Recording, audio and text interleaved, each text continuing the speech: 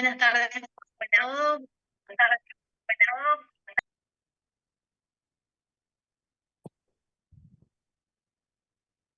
Desde el grupo de trabajo Recording de in SEFEN, progress. queremos darle la bienvenida al Ateneo del día de la fecha, sí, a cargo del grupo ROP. Mi nombre es Jessica Otaño, soy participante del área de RCP, pero me toca estar como representante de SEFEN en este Ateneo y es para mí un gusto presentar a este grupo de trabajo que más adelante vamos a conocer cómo viene trabajando en los últimos 20 años. Entonces, como les decía, está a cargo del Programa Nacional de Prevención de Ceguera en la Infancia, que es asesor del Ministerio de Salud, que es el Grupo ROP, que tiene ya más de 20 años de trabajo consolidado en el área. Nos acompañan hoy la licenciada Ana Quiroga, que es especialista en enfermería neonatal, que es la actual coordinadora del programa. La doctora Celia Lomuto, que es médica pediatra neonatóloga, es fundadora del grupo ROP y coordinadora desde el año 2003 al año 2020, que está actualmente a cargo del registro de ROP junto con Viviana Hebel y Ana Quiroga. La doctora Viviana Hebel es neonatóloga, que es directora actual del Hospital Meléndez de Adrogué e integrante del grupo ROP. Y el doctor Ernesto Alda, que es médico pediatra neonatólogo, que es miembro también del grupo ROP Argentina. Ana, si querés participar de esta bienvenida o ya damos comienzo a la disertación o presentaciones de la tarde. Darle un cálido saludo a todos. Sé que hay muchos de nuestros referentes en esta sesión y que gracias a ellos el trabajo, ¿no?, de la recolección de los datos y poder hacer un diagnóstico de situación como es lo que van a presentar Vivi y Cheli. Así que agradecerles a todos por la participación y por la constancia de acompañarnos siempre. Así que nada, vamos a dar comienzo a las charlas. Vivi. Bueno, buenas tardes. Tal como me presentó Jessy, soy Viviana Ebel y bueno, comienzo con la presentación, así, bueno, avanzamos. Les doy muy buenas tardes también a todos. Tal como decía Ana, este es un trabajo en forma conjunta que se realiza y lo podemos llevar a cabo gracias a que participen desde distintos puntos del país los referentes de las distintas instituciones, ¿no? Así que bueno, hoy nos convoca la retinopatía del prematuro, que es una enfermedad ocular que se produce por alteraciones de la vasculogénesis de la retina en niños que nacen prematuros. Cuanto más prematuro sea el niño, cuanto menor sea su peso de nacimiento, mayores probabilidades de desarrollar retinopatía tendrán estos niños, y además si su periodo neonatal es complejo, van a intervenir factores de riesgo que pueden generar mayores probabilidades de retinopatía. El grupo ROP es un equipo interdisciplinario que ya tiene 20 años de historia trabajando en la prevención, básicamente, de la retinopatía y también generando tratamiento de ser necesario oportuno y obviamente abordando un diagnóstico también oportuno. La mayoría de los integrantes del equipo son expertos en la retinopatía. Hoy por hoy está conformado por médicos oftalmólogos, neonatólogos y una enfermera que es Ana Quiroga, es la licenciada Ana Quiroga. Ella, como dijo Jessy, también es quien está coordinando y además mantiene un estrecho vínculo entre los referentes ROP de las distintas instituciones.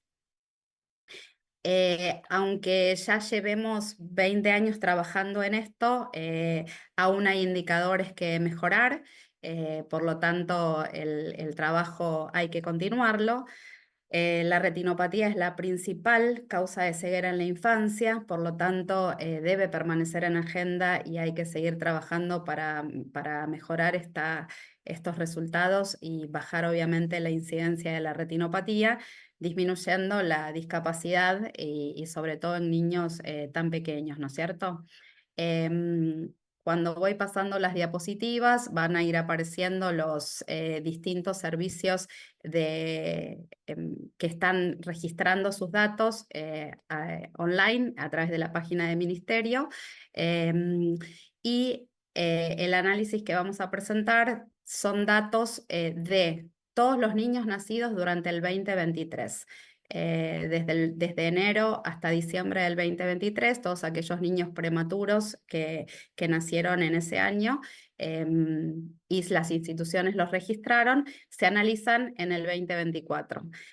Obviamente acá una mención especial, que bueno, un poco Jessy también ya la mencionó, es a Celia, que Celia es la que viene haciendo todo este análisis durante muchísimos años. Y gracias a esto es que podemos contar con datos a nivel nacional.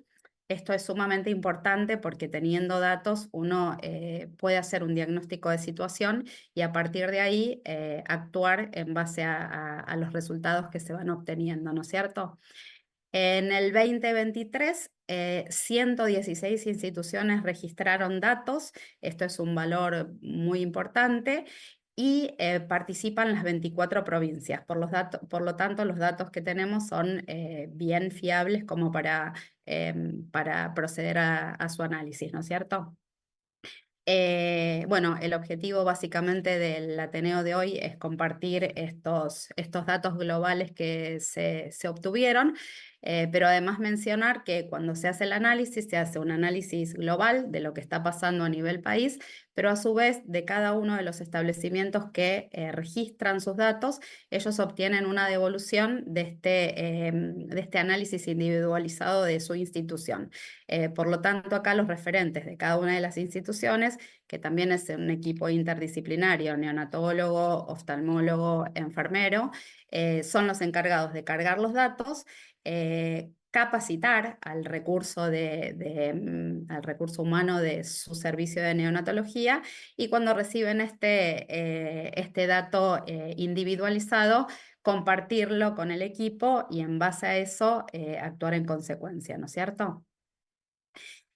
Con respecto al material y método, bueno, es un estudio multicéntrico de corte transversal y consecutivo. Como dije antes, lo que vamos a presentar son los datos de todos los niños que nacieron en el 2023.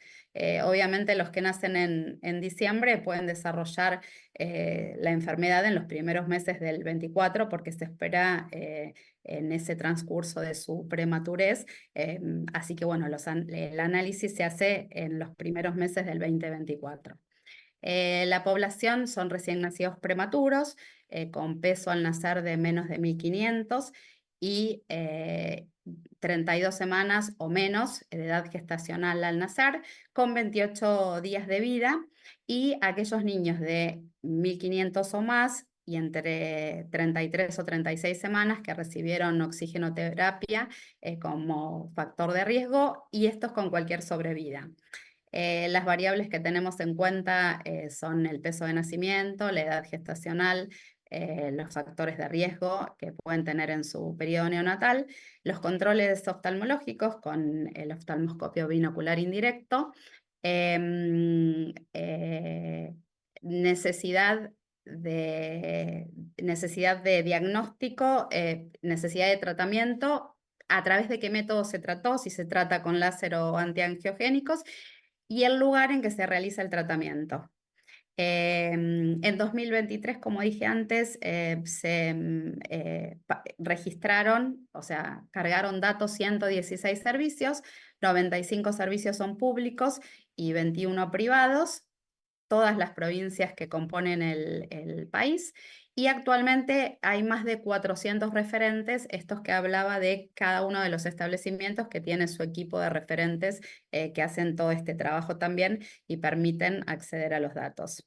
El 52% de los servicios son servicios 3B, el 18% son 3A, el 11% son nivel 2 y el 18% son establecimientos privados.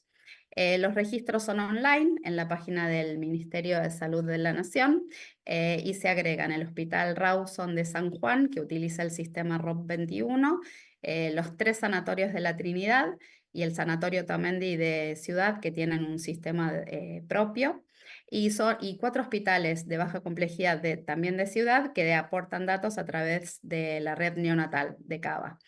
Bueno, todos los registros se suman para los resultados generales, bueno, excepto algunos que quedan analizando, se analizan solo los que utilizaron el sistema online. Le paso la palabra a Cheli.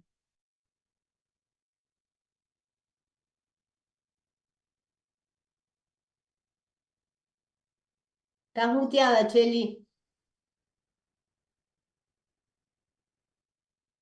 Empiezo de nuevo, un placer estar con todos ustedes, muchos conocidos de hace muchos años o muy recientes, pero seguramente todos luchadores contra la ROP y todos dispuestos a dar la batalla que anunciamos en el título para poder mejorar nuestros indicadores. Veamos ahora los resultados. Bueno, como ya dijo Vivi, en la izquierda ven cómo fue evolucionando la cantidad de hospitales. Allá para el 2004 empezamos solo con 14 servicios y ahora ya estamos en 116 que aportaron datos en 2023. Hay algunos más que a veces por razones diversas, en general por falta de personal, por ahí no completaron la información, pero que siguen estando en el equipo. Y por supuesto, como ya dijimos, las 24 provincias del país están representadas ya desde hace muchos años. No, la anterior, Vivi, por favor. En el gráfico de la derecha ven la cantidad de nacimientos anuales que se produjo en esos servicios. Como ustedes podrán ver, hubo un descenso muy importante de la cantidad de nacimientos que responde a la baja de la natalidad que se produjo en todo el país, no solo en estos servicios, sino en toda la República hubo un descenso muy importante de la natalidad. Como vemos en la parte inferior, esos 183.000 nacimientos representan al 53% del sector público, el 11% del sector privado, el 37% de todo el país, con datos del 2022, porque todavía no tenemos disponibles los datos de cantidad de nacimientos de 2023. Ahora sí, la siguiente.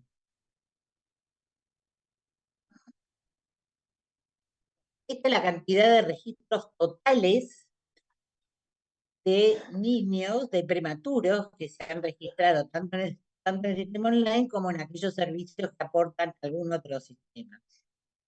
Fueron 9.655 niños, pero de ellos, los menores de 1.500 gramos son 2.563, que vemos la línea inferior. Como ven, esta cantidad de registros van en aumento, incluso aumentaron a pesar de que disminuyó de manera muy importante la cantidad de nacimientos.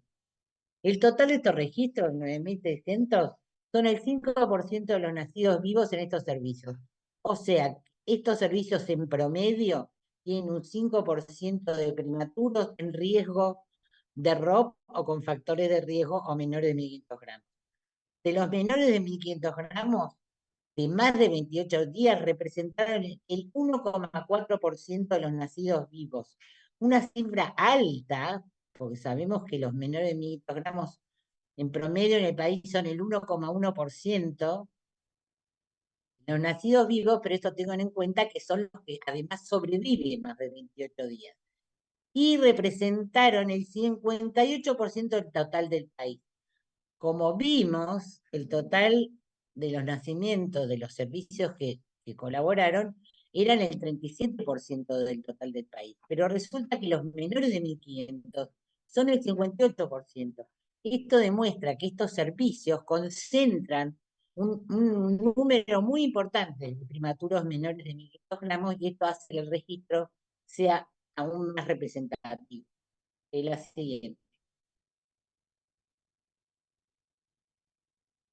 Bueno, acá tenemos el porcentaje de algún grado de ROP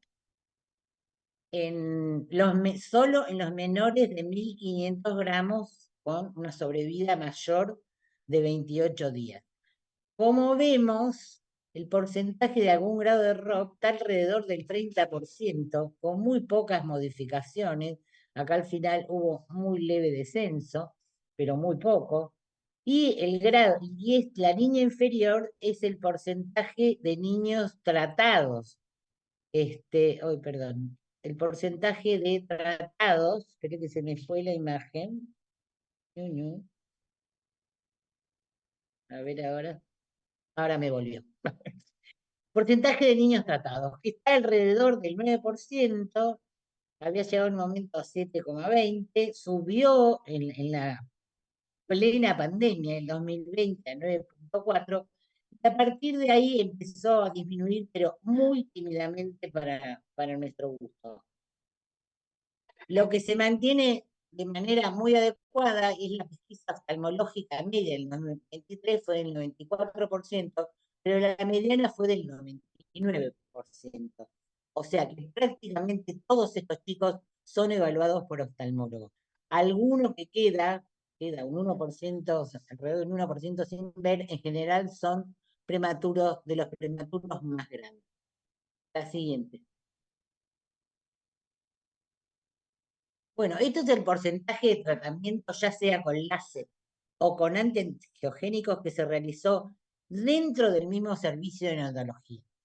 Allá hace 20 años atrás, este porcentaje era muy bajo, más o menos la mitad de los niños se trataba en el mismo servicio de neonatología y la otra mitad debía derivarse. La mayoría de las veces a enorme distancia, desde Ushuaia hasta la ciudad de Buenos Aires. Bueno, esto es uno de los grandes logros del equipo de los oftalmólogos. Esto ha venido aumentando de manera incesante, y prácticamente hoy queda solo un 7% de niños que no se tratan en el mismo servicio, aunque que en general pertenecen a la Patagonia, aunque en este 7% hay muchos casos que los oftalmólogos viajan hasta esa ciudad para no tener que derivar a los niños. En algunos momentos se produce algún descenso del tratamiento y en general esto se debe a que se han roto los equipos de láser, aunque hoy en día se subsana usando antiangiogénicos, entonces el tratamiento se sigue manteniendo en el lugar. Pero esto realmente fue uno de los logros más importantes del programa. La siguiente. Bueno, este es el tratamiento con antiangiogénicos. El tratamiento con antiangiogénicos empezó en Argentina, en general el sector público y privado, que es el que nosotros registramos, en el 2011, muy tímidamente con un 5%. Y ahí empezó a subir, a subir y a subir, a subir, llegando el año pasado a 41%, aunque les anticipo que a mitad del 2024, que hicimos un relevamiento básico de en que estábamos, ya llega al 55%. La cantidad de niños que requieren tratamiento por ROP y que se usaron antiangiogénicos. Esto ya nos está preocupando un poco porque nos impresiona como que sobrepasa incluso un consenso muy reciente del año pasado, publicado, en la que participó el CAO, la Sociedad de Pediatría, el Grupo ROP, etcétera, publicado en la revista del CAO. Es cierto que, bueno, el tratamiento con antiangiogénicos es mucho más fácil, requiere mucho menos entrenamiento, a veces resuelve, como les dije, la falta de equipamiento láser, etcétera, etcétera. La siguiente. Bueno, este es el tratamiento con antiangiogénicos el año pasado en los niños tratados por ROP y según el porcentaje según su grado máximo alcanzado. Esto quiere decir que los niños que tuvieron un grado 2 de ROP, el 41%, no, perdón, que el 41% de los niños tratados con antiangiogénicos, que recibieron antiangiogénicos, tenían un grado 2. Un grado 3, el 38%, y un 18% las agresivas posteriores. Viéndolo desde otro enfoque, las agresivas posteriores del 100% fueron tratadas con antiarcogénico, lo cual es correcto, y es la indicación más importante. Pero también hubo ROP con grado 2, que 36% se trataron con antiangiogénicos, el 29% en grado 3 y ningún grado 4 ni 5, porque esto no tienen indicación. Es verdad que el registro que nosotros utilizamos no permite, porque no está consignado, saber si en qué zona está este grado 2. Sabemos que un grado 2 posterior tiene indicación de tratamiento con antiangiogénicos. Y tampoco se registra la presencia de plus. Por ejemplo, un grado de 3 con plus tiene indicación de tratamiento con antiangiogénicos. Esto no está registrado en nuestro sistema de registro, que en rigor de verdad lo tenemos que modificar para ajustar mucho más y ver si esto responde a las indicaciones actuales. La otra. Bueno, vemos el porcentaje de todos los grados de ROP que tuvieron estos niños según intervalos de peso al nacer y de edad gestacional. No tratamiento, sino grados de ROP. Los menores de 1000 gramos, poco más de la mitad tuvo algún grado de ROP. ¿Sí? De 1000 a 1500 gramos, el 23% tuvo algún grado de ROP. De 1500 a 2000, 6,9, y bajando a 1,3 de 2000 a 2500, pero lamentablemente más de 2500 gramos también hubo chicos el año pasado con grados de ROP. Estos son los casos inusuales que ya lo vamos a ver con más detalle. Con la edad gestacional pasa algo similar. El 70% de los menores de 26 semanas tuvo algún grado de ROP. La mitad de los de 27 a 28 semanas, y esto fue bajando, por supuesto, pero también llegando a niños de 35 a 36 semanas, que casi un 2% presentó, presentó algún grado de ROP. La siguiente. Este es el porcentaje de tratamiento, ya sea con láser o con antiangiogénico, según el peso al nacer y la edad gestacional. Acá vemos que los menores de 1000, prácticamente la cuarta parte requirió ser tratado. ¿Sí?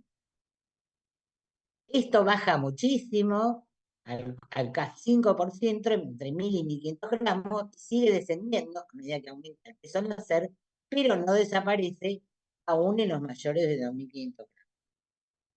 Respecto a la edad gestacional, como era de esperar, la cantidad más grande de niños tratados son los de 26 semanas o menos, y por supuesto este porcentaje va disminuyendo también de nuevo, aunque sin desaparecer del todo, en las semanas de los prematuros más grandes. La siguiente. Bueno, y este es el ranking de los 110 instituciones ordenadas de mayor a menor que participaron el año pasado, con el porcentaje de menores de 1500 gramos que requirieron tratamiento. Recuerda que el porcentaje de todos los servicios de tratados menores de 1500 gramos era 8,3%. Si ordenamos los servicios, aquellos que tienen porcentaje más alto, y vamos poniendo la medida que desciende, vemos que hay 71 servicios que presentaron a niños tratados menores de 1500 gramos, o sea, el 60%. El 40% no tuvo ninguno. Y si agregamos estos que tuvieron porcentajes muy bajos, o sea, adecuados, en países desarrollados, prácticamente la mitad de los servicios no tuvieron prematuros menores de 1500 gramos tratados. Y hay un grupo de aproximadamente un tercio de servicios que tuvieron porcentajes muy altos y preocupantes. ¿Sí? Bueno, la siguiente ya le pertenece a Viviana Gibel, que va a continuar ella, así no se aburren tanto de mi charla. La próxima, Vivi, gracias por la ayuda. No. A ver, espera que ahora no veo yo la pantalla. Creo que sí cierro acá. Ahí está. Ahí está. Bueno, como comentaba Cheli, obviamente nosotros necesitamos mejorar la incidencia de la retinopatía en este grupo, ¿no? Que son los prematuros más extremos de menos de 1.500 gramos y menores a 32 semanas.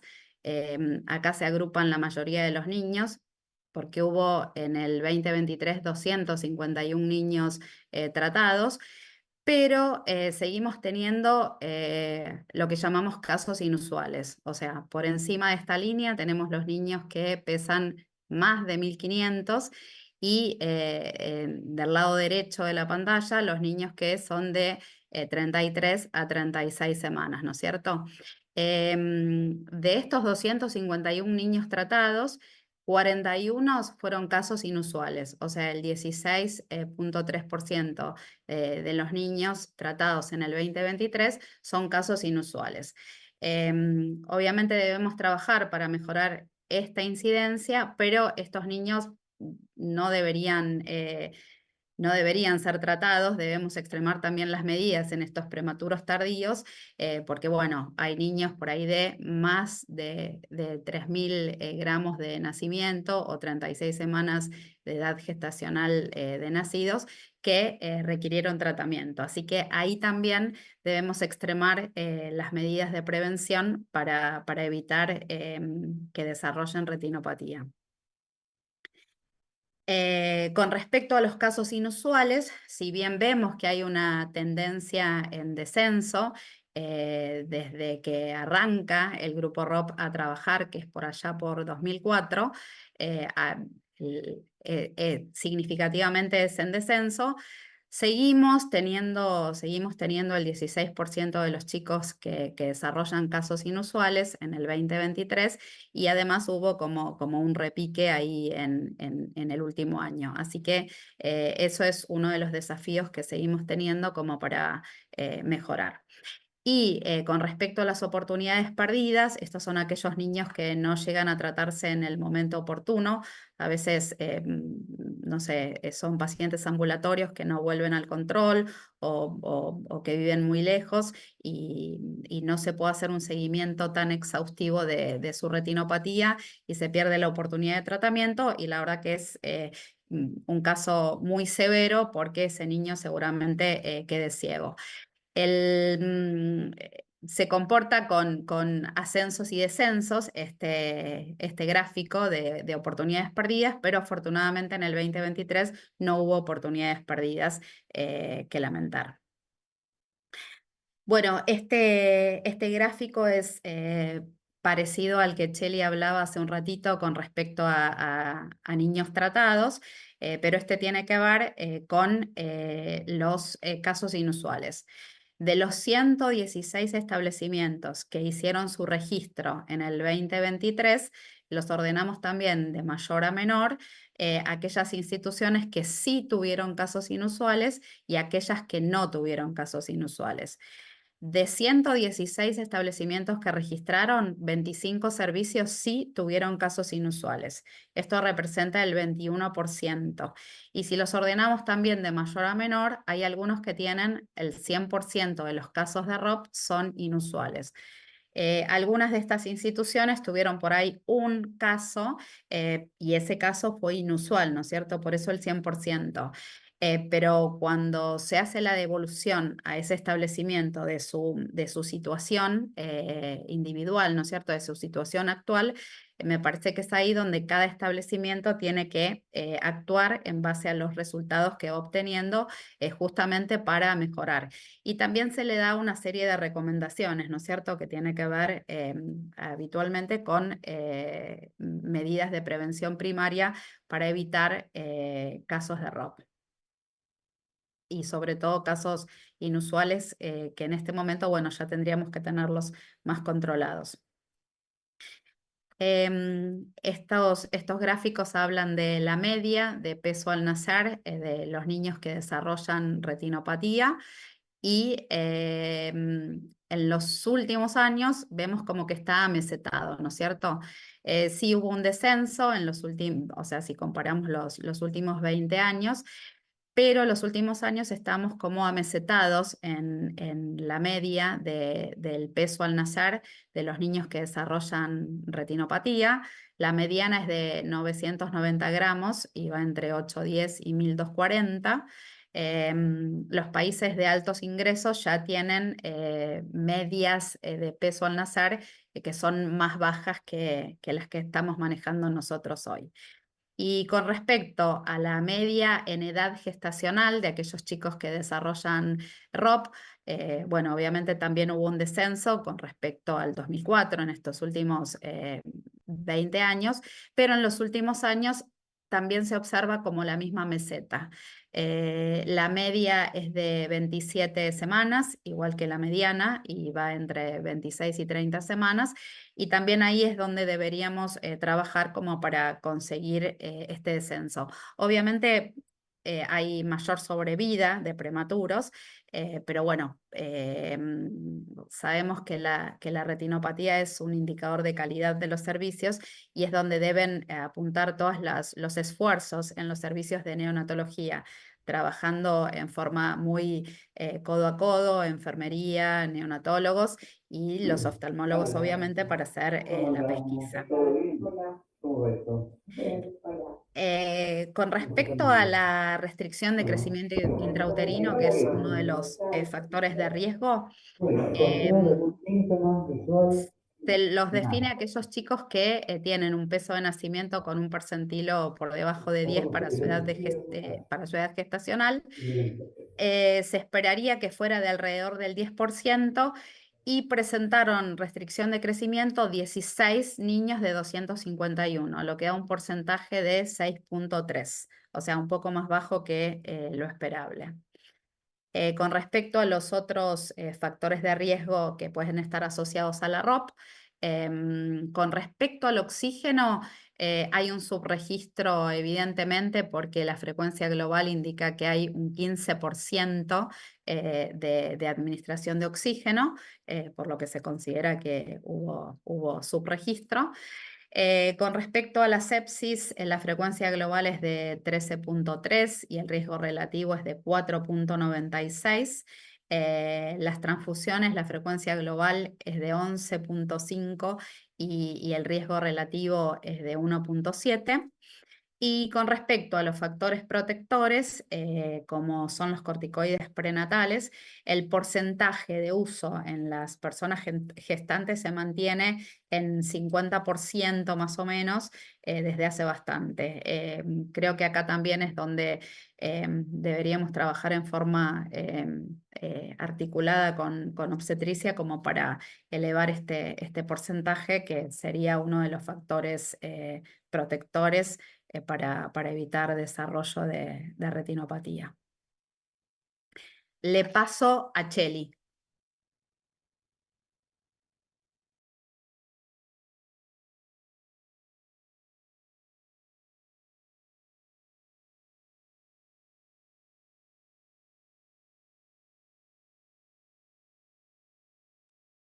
Seguís muteada, Cheli.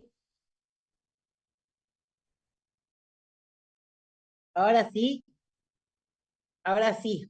Bien. Bueno, respecto a la adhesión al programa. Como ya les conté al principio, algunos pocos servicios no completaron el registro del año 23, sobre todo por problemas en el recurso humano, pero hay otros servicios que se fueron agregados. No disminuyó la cantidad de registros a pesar del descenso muy importante en la natalidad que llevó alrededor del 30% en estos últimos 4 o 5 años. Pensamos que la representatividad del registro es buena porque más de la mitad del sector público registró mayoritariamente servicios de alta complejidad, el 11% del sector privado, con más de un tercio del total nacional, pero como vimos también, los menores de 1.500 gramos registrados representan el 58% del total país.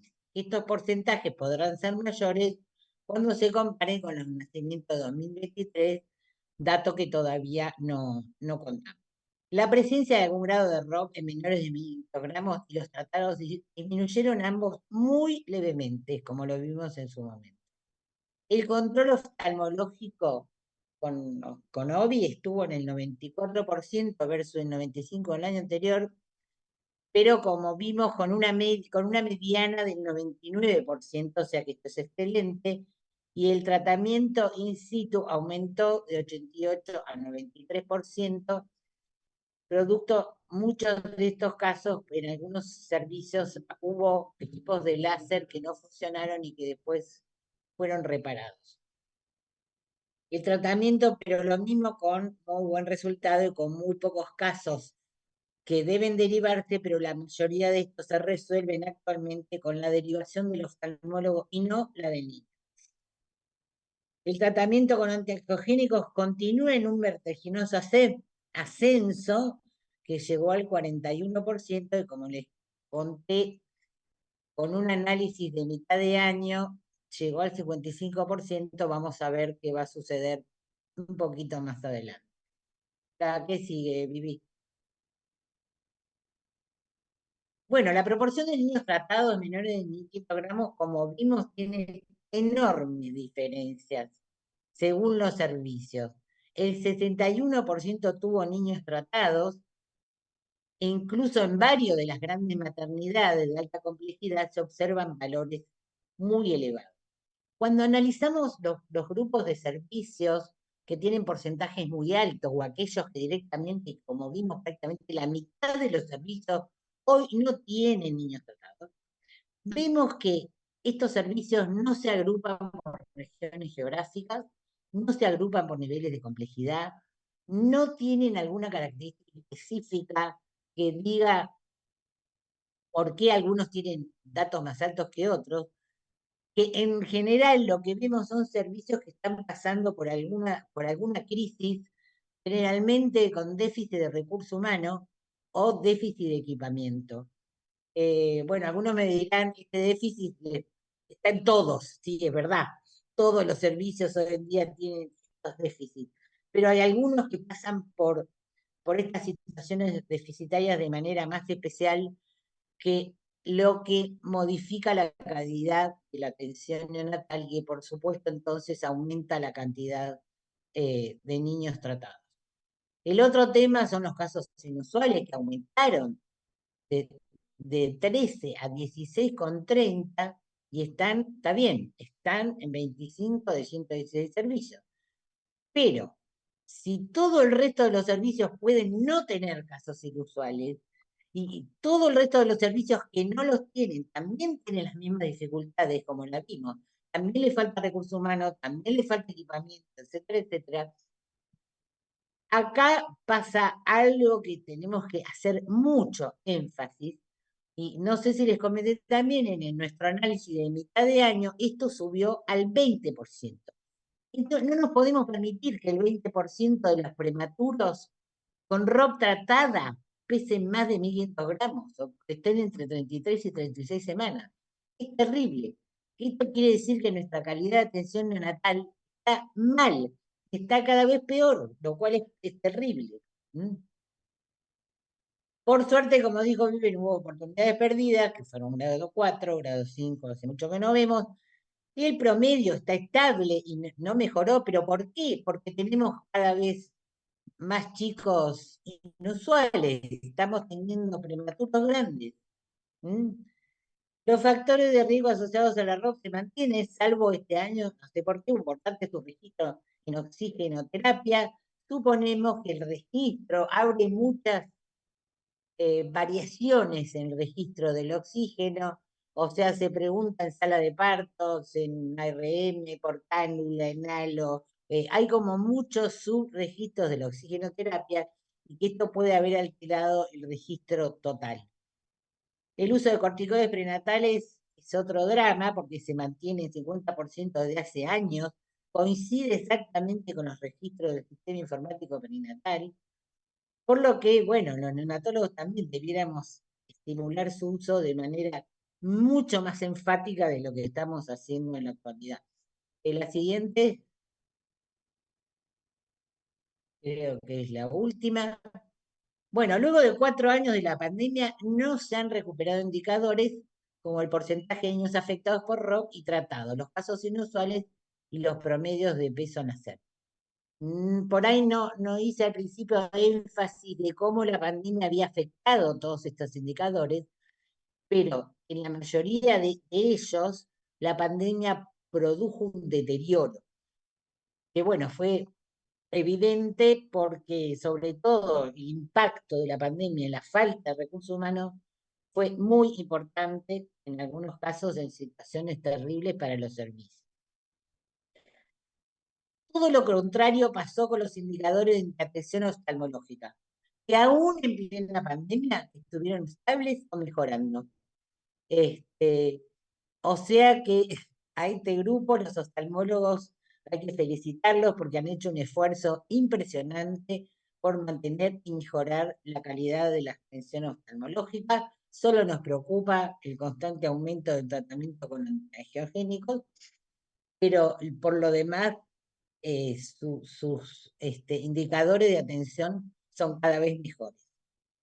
La mayoría de los servicios han logrado estar por debajo de la media o no tener casos tratados o no tener casos inusuales. O sea que el cambio es posible de obtenerse. Si algunos pueden, ¿por qué otros no? La continuidad del programa ROC y más servicios adheridos y el no abandono del mismo es un objetivo importante. Por lo que hoy más que nunca es necesario leer, difundir, cumplir y capacitarse en la guía de práctica clínica de ROC, mejorando la calidad de la atención. Por eso, bueno, un poco la participación de Ernesto Alda, que nos va a hablar de la guía de práctica clínica y de su actualización reciente. Como vimos, haciendo referencia al título de la charla, dijimos, bueno, estamos en la batalla para bajar la ROP y mejorar nuestros indicadores que están estancados. Pero la batalla, fíjense que la batalla se está librando en un solo lugar.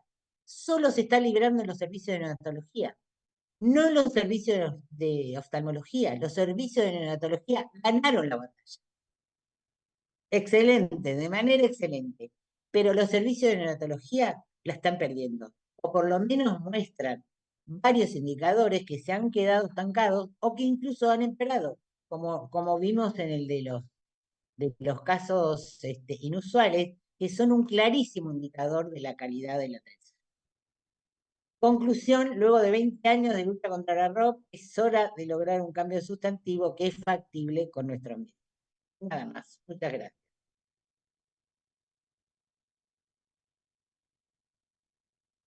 Muchas gracias a Celia y a Viviana. Doctora Alda, ¿quiere compartirnos pantalla para ir a su Sí, presentación? ahora sí.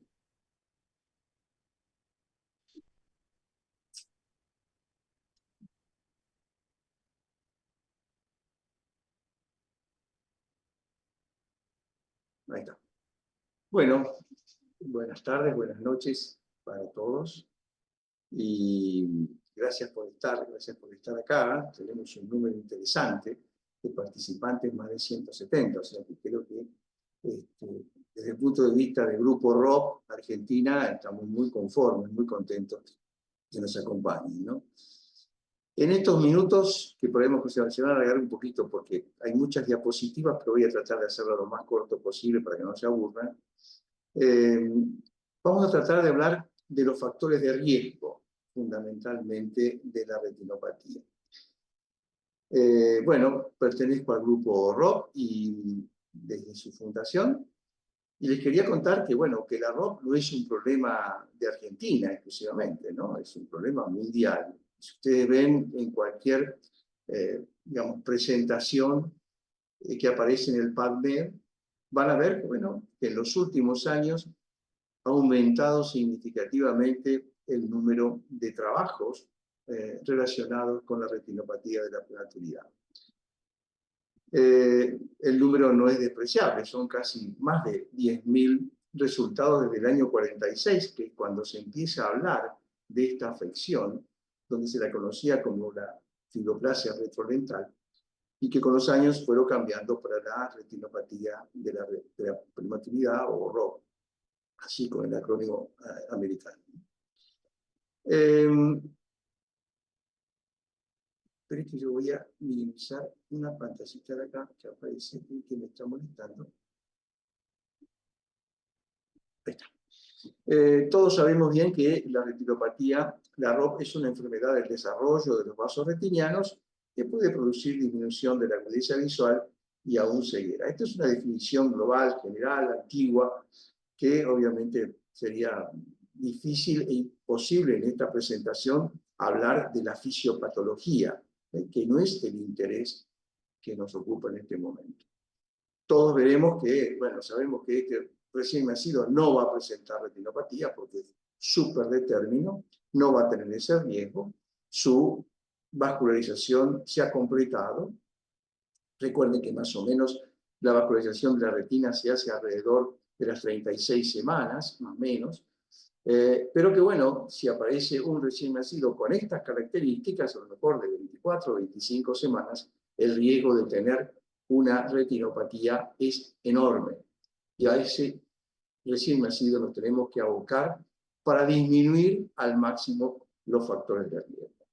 Este recién nacido puede llegar a tener una enfermedad plus, o una enfermedad agresiva posterior, que si no se la trata adecuadamente, el pronóstico va a ser malo, con una disminución enorme de la agudeza visual, incluso la ceguera. Todos sabemos que la retinopatía se basa básicamente en tres aspectos: en una prevención, en un diagnóstico y en un tratamiento, la enfermedad retinopatía. No me voy a dedicar a lo que sigue al tratamiento, que es el seguimiento de estos chicos, todo lo que es el desarrollo en las escuelas, todo esto no va a ser tratado en esta presentación.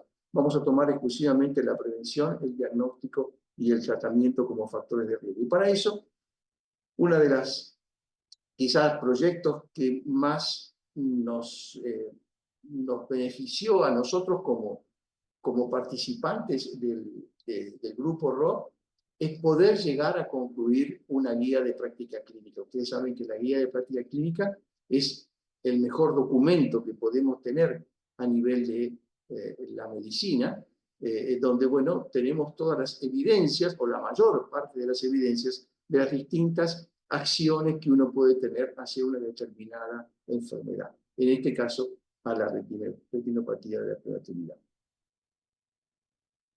Y si nos dedicamos entonces a la prevención y a sus factores de riesgo, veremos que el gran culpable, universalmente culpable de esta enfermedad, es la administración no controlada del oxígeno.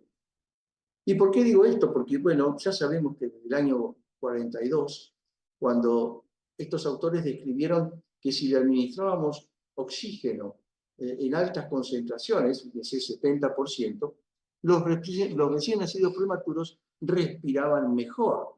Si los comparábamos en los que respiraban aire, cuando le administraban oxígeno, respiraban mejor. De ahí aparece la indicación de que estos recién nacidos, que nacían antes del término, no se hablaba de edad gestacional, mucho menos de otras consecuencias que podemos hablar en este momento, obviamente recibían concentraciones muy elevadas de oxígeno durante el primer mes o 2 meses de vida. Y así surgieron las distintas epidemias, que por supuesto la mayoría de ustedes las han escuchado, ¿no? La primera epidemia en los años 50, fines de los 40, 50, donde muchos recién nacidos grandes, como los que serían los casos inusuales para nosotros, bueno, quedaban ciegos, bueno, justamente por la administración no controlada del oxígeno. Posteriormente, cuando se empieza a manejar el oxígeno en concentraciones adecuadas, empieza a aparecer la sobrevida de los recién nacidos muy prematuros, y entonces, bueno, en estos países, que eran países de altos ingresos, como los europeos o los Estados Unidos, empiezan a aparecer, obviamente, también esta segunda epidemia de retinopatía. Nosotros todavía no teníamos muy armados, sabíamos, por lo menos en mi caso particular, que pertenezco a esa generación de los 80, 90, donde empezamos a ver estos recién nacidos que tenían realmente esta patología y que muchas veces quedaban ciegos sin diagnóstico de enfermedad, donde empezamos a ver lo que se llamó la tercera epidemia, que justamente nos tocaba a nosotros, a los países latinoamericanos y a los países del este europeo, fundamentalmente posterior a la caída del muro, cuando se empiezan a conocer muchos más detalles de estos países. Posteriormente, a los 2000, surge el Grupo Ropa Argentina, y bueno, con mucho gusto participamos y trabajamos desde el año 2003, y que bueno, obviamente estamos en este momento en situación, yo diría, no muy buena de nuestro programa. Y yo creo que los datos que presentó Vivi y Cheli justamente demuestran que los resultados no son muy positivos. En algunos casos sí, en otros casos lamentablemente no. Creo que una de las cosas que más nos benefició a los neonatólogos, y creo que vamos a coincidir, es lograr los saturómetros de oxígeno. Estos saturómetros que obviamente vienen después de una larga cadena de instrumental muy engorroso en su momento, como eran los transcutáneos de oxígeno.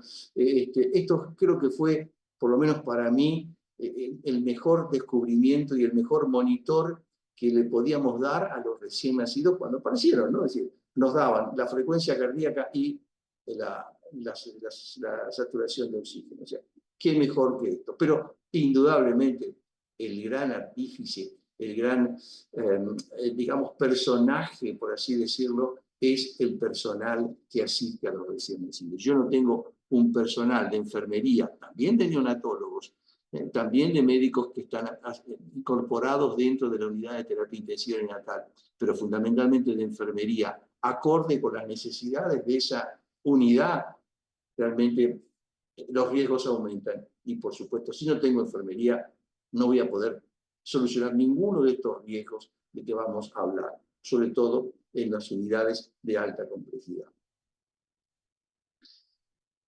¿Cuál es la concentración, digamos, cuál es la saturación adecuada de oxígeno que los recién nacidos deben tener? Bueno, ustedes saben positivamente, muchos son neonatólogos, o sea que se han escrito muchos de estos, se han hecho muchos de estos estudios que aparecen acá, donde realmente tanto el SOPOR como el COT, el BUS, tantas sus distintas versiones, nos dicen, nos aproximan a una saturación adecuada, ni muy baja, que pueda llevar a traer problemas de desarrollo neurológico, ni muy altas, que obviamente pueden llegar a tener el riesgo fundamentalmente de la retinopatía del prematuro. Todo esto volcado en la guía de práctica clínica nos dice que, bueno, que el monitoreo permanente de la saturación de oxígeno utilizando el oxímetro de pulso es necesario y que esa concentración no puede estar ni menor a 89 ni mayor a 94, con las alarmas colocadas, encendidas, permanentes, que no pueden ser diferentes a 88 de mínima y a 95 de máximo. Y esto para todos los recién nacidos que requieran oxígeno. Todos los recién nacidos que requieran oxígeno. Cualquiera sea su forma de administración del oxígeno. Entonces, obviamente, estos elementos necesarios para medir el oxígeno, también debe ser necesario la administración de oxígeno, ¿no? El blender es un elemento fundamental para saber la mezcla de ese oxígeno y aire que debemos darle para adecuar la FiO2 administrada. Y esto que creo que se ha difundido en todo el país, o por lo menos hemos tratado que estuviera en todo el país, es lo que realmente tiene actualidad, ¿no? Digamos, no voy a decir mucho más de lo que dice esto, en lo que respecta a cuál es la saturación deseada del oxígeno entre los 89 y 94. Algunos podrán decir, bueno, mejor un poquito más 93, 94 que 89, 90. Bueno, son matices. Lo importante es que pensemos en esta saturación y fundamentalmente pensemos en la colocación de las alarmas. Esto parece muy de pelogrullo, ya lo conocemos esto. ¿Qué me estás diciendo? Dame alguna novedad. Bueno, esta es una novedad que yo creo que también tenemos que manejar, que es las tendencias del monitoreo de saturación de oxígeno. Esto Sandra Machado me lo mandó de la maternidad Sardá, justamente lo que significa poder saber no solamente el corte tangencial de una saturación de oxígeno, sino el retrospectivo de esa saturación de oxígeno. ¿Qué pasó? ¿Qué pasó durante las últimas 6 horas, 12 horas o 24 horas con las tendencias de saturación? Porque eso también va a influir a el desarrollo o no de esta enfermedad. Y cuando digo que está todo escrito y está todo pautado, voy a la encuesta del Día del Prematuro de Oxígeno del año 2019. Y fíjense, en agosto se ocurrió al grupo mandarle un Excel, una planilla Excel a los referentes de ROP en 117 servicios de neonatología, públicos y privados, con lo que se llamó el Día del Prematuro con Oxígeno, donde se le pedía que en un único día el referente recorriera la internación neonatal sin previo aviso y completara todos los datos de los niños prematuros que estuvieran recibiendo oxígeno. O sea que repentinamente aparecía el referente y empezaba a tomar datos de los 2, 3, 5, 10 recién nacidos que estaban recibiendo oxígeno. La mitad respondió, la mitad mandó las respuestas, y registró casi 270 recién nacidos. Y fíjense lo que pasó. Entre los que recibían oxígeno y estaban puestos con el saturómetro, el 42% de esos recién nacidos, de los 270, tenían saturaciones superiores a 95%. O sea que eso que dijimos antes, que ya lo sabíamos, no tenía que tener una saturación mayor del 95%, casi la mitad tenía esa saturación, mayor del 95%. Y si vamos a las alarmas, fíjense que solamente la cuarta parte tenía colocada bien las alarmas. El 8% no tenía alarmas, el 31% la alarma mayor del 95%, un porcentaje de apagadas, el 29% menos de 88%. Es decir, que tampoco las alarmas las controlábamos bien, o las controlamos bien. ¿Habrá cambiado esto en los últimos, esto fue en 2019, en los últimos 4 o 5 años? Con los resultados que tenemos, con los problemas que hay a nivel de los hospitales, de las unidades, quiero pensar que no ha cambiado mucho, sino los resultados seguramente serían diferentes. Y cuando pensamos en oxígeno y en retinopatía, tenemos que pensar que esta enfermedad empieza en el momento del nacimiento. Es decir, no empieza a la 3ª, 4ª, 5ª semana cuando viene el oftalmólogo y nos dice, mira que tiene una retinopatía. Chico, no empezó la semana anterior. Esto empieza generalmente en el momento del nacimiento. Incluso algunos dicen que hasta podría ser antes del nacimiento. Cuando hicimos la reedición de la guía de práctica clínica en los últimos 3 años, nos hicimos una pregunta.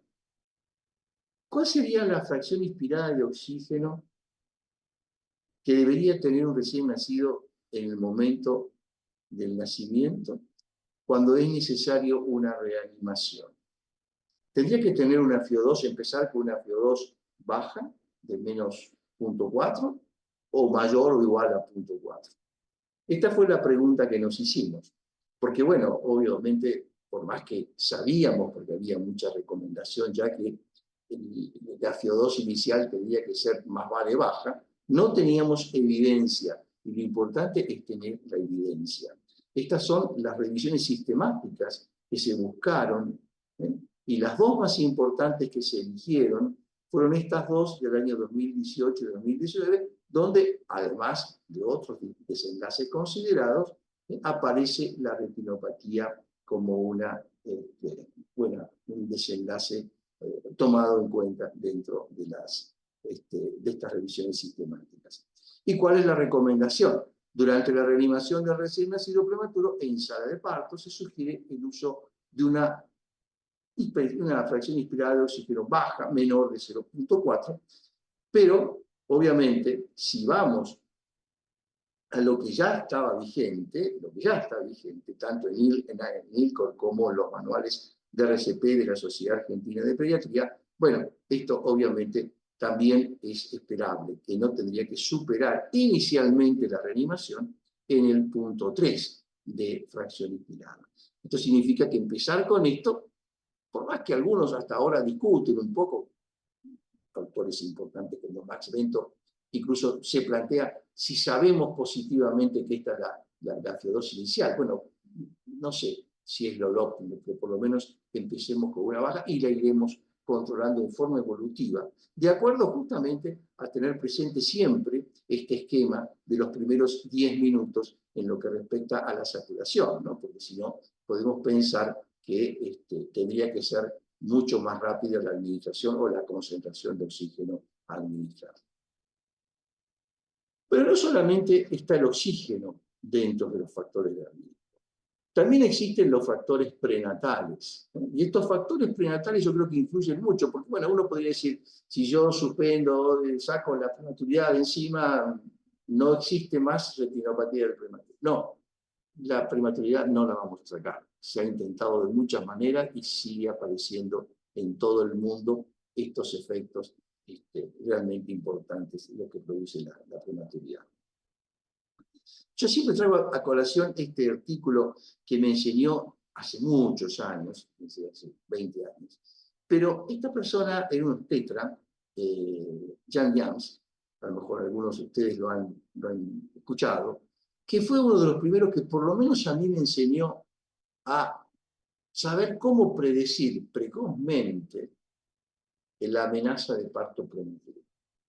Y yo creo que él me enseñó, o yo pude ver a través de los obstetras, soy obstetra, es que había determinados eventos que la paciente podía llegar a tener, la mujer podía llegar a tener, y que daban pista de la amenaza de parto prematuro. Y esto era el tamaño del cuello uterino, la longitud del cuello uterino, perdón. Es decir, cuando había un cuello uterino, ¿no?, con un bien formado, la posibilidad de que ese parto se produjese en las próximas horas era prácticamente imposible, ¿no?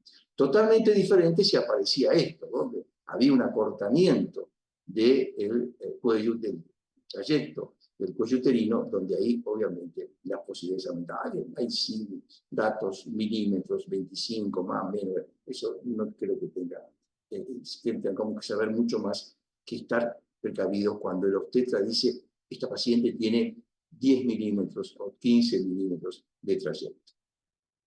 Otra de las cosas que hablamos anteriormente con Cheli fue la administración de corticoides. Yo creo que la administración de corticoides prenatales es un hecho antiguo, ¿no? Yo recuerdo cuando lo escuché por primera vez hablar de corticoides prenatales allá por el año 72, que me perdone, porque lo voy a desenmascarar, es al doctor Luis Pruden, que recién venía de los Estados Unidos, él había terminado ya su fellow allá en Estados Unidos, y habló por primera vez, yo era alumno de la facultad, y habló por primera vez de administración de corticoides, porque había escuchado los trabajos de Liggins, que estaban justamente en ese año, en el 72, cuando él empieza, primero lo investiga en ovejas y después lo investiga en humanos, ¿no?, en recién nacidos. Y veía que, bueno, la administración de corticoides, un hecho totalmente fortuito sobre ese descubrimiento, ¿no? Pero bueno, justamente le daba una positividad a la menor dificultad respiratoria en los que habían recibido corticosteroides prenatales. Bueno, y obviamente el metaanálisis, creo que todos lo conocen, es elocuente de que los corticosteroides prenatales sirven. Sirven cuando se ven en su justa medida, ¿cierto? Es decir, ante una amenaza de parto prematuro, donde realmente uno tiene que tener conciencia de que este parto se puede hacer en los próximos días, ni hablar en las próximas horas.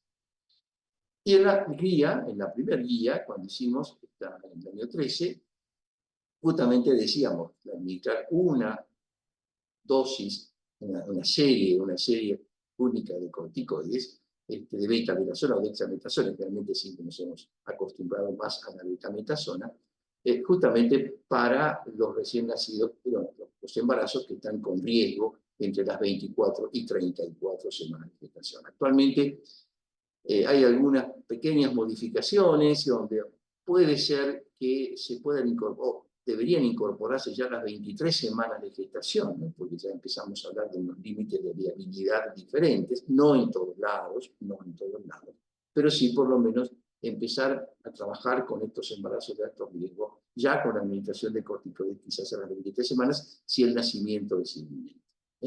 Así que bueno, esto yo creo que es una cosa que no podemos hablar mucho, hay mucho para hablar y hay mucho quizás a lo mejor para charlar y discutir, pero que indudablemente los corticoides, los esteroides prenatales sirven, a mí no me cabe ninguna duda.